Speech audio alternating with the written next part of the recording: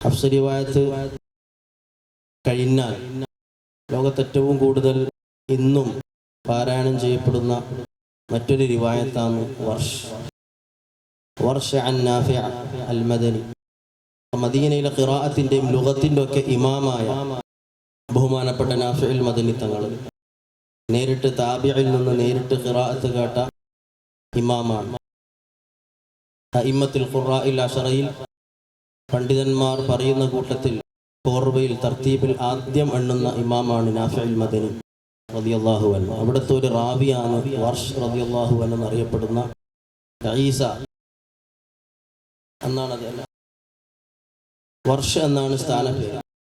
ആ വർഷ റിവായത്ത് ഇന്നും ലോകത്തിൻ്റെ പല ഭാഗങ്ങളിലും ഓതപ്പെടാറുണ്ട്. സംസ്കാരങ്ങളിലും സാധാരണ നിലക്കൊക്കെ ധാരാളം മുസ്ഹഫുകൾ തന്നെ നമുക്ക് കാണാം. മഗ്രിബിലൊക്കെ മൊറോക്കോയിലൊക്കെ പോയി കഴിഞ്ഞാൽ അവരുടെ സാദാ ഖിറാഅത്ത് വർഷ് റളിയല്ലാഹു റിവായത്ത് അനുസരിച്ചാണ് ഓതുക.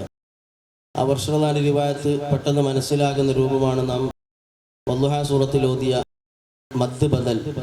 അതായത് അലിഫ് മദ്ദക്ഷരം എവിടെയുണ്ടോ അവിടെയൊക്കെ നീട്ടും. മദ് ബദൽ എന്നാണ് പറയുക. ഉദാഹരണത്തിന് നമ്മൾ സാധാരണ മുമ്പൊക്കെ നമ്മുടെ നാട്ടിൽ ആമീൻ പറയുന്നത് പോലെ ആമീൻ പറയുമ്പോൾ ആമീൻ എന്ന് ചില നാടന്മാർ പറയുന്ന കേൾക്കാം, ചിലപ്പോൾ ഹംസ നീട്ടിയിട്ട്. ആ ഒരു രൂപത്തിൽ വരുന്ന വലൽ ആഖിറത്തു വലലാഖിറത്തു, അവിടെ ആ ഹംസ അലിഫുള്ളത് കൊണ്ട് നീട്ടുകയാണ്. അങ്ങനെ നീട്ടി വന്ന രൂപങ്ങൾ വർഷ റിവായത്തിൽ ധാരാളമായി കാണാം. ധാരാളം മദ് ഇഷ്ബാ എന്ന് പറയും, വയറ് നിറച്ചുകൊണ്ട് നീട്ടുന്ന പ്രകൃതിയാണ് ബഹുമാനപ്പെട്ട വർഷ റിവായത്ത് അനുസരിച്ച് വന്ന ഖിറാഅത്തിലുള്ളത്.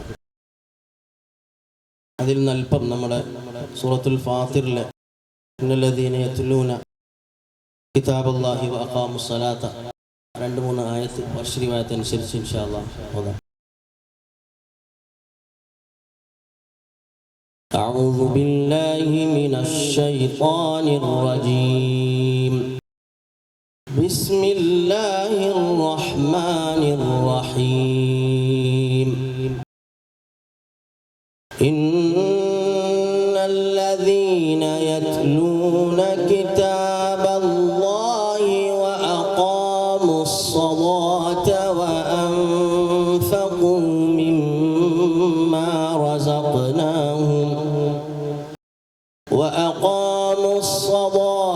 وأنفقوا مما رزقناهم سرا وعلانية يرجون تجارة لن تبور ليوفيهم أجورهم ويزيدهم من فضله ليوفيهم أجورهم ويزيدهم من فضله إنه غفور شكور والذي أوحينا إليك من الكتاب هو الحق مصدقا لما بين يديه إن الله بعباده لخبير بصير ثم أورثنا الكتاب الذين اصطفينا من عبادنا فمنهم ظالم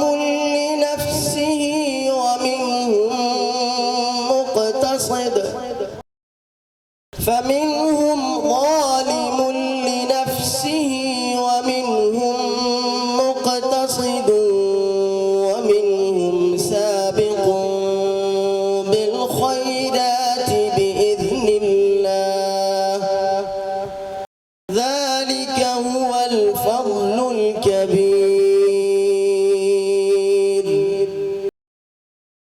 جنات عدن يدخلونها يحلون فيها من أساور يحلون فيها من أساور من ذهب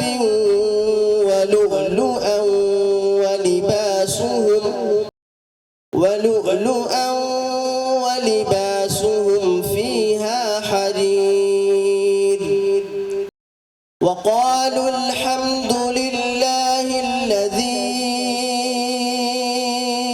أذهب عنا الحزن إن ربنا لغفور شكور الذي أحلنا دار المقامة من فضله لا يمسنا فيها نصب ولا يمسنا فيها لغوب. صدق الله مولانا العظيم.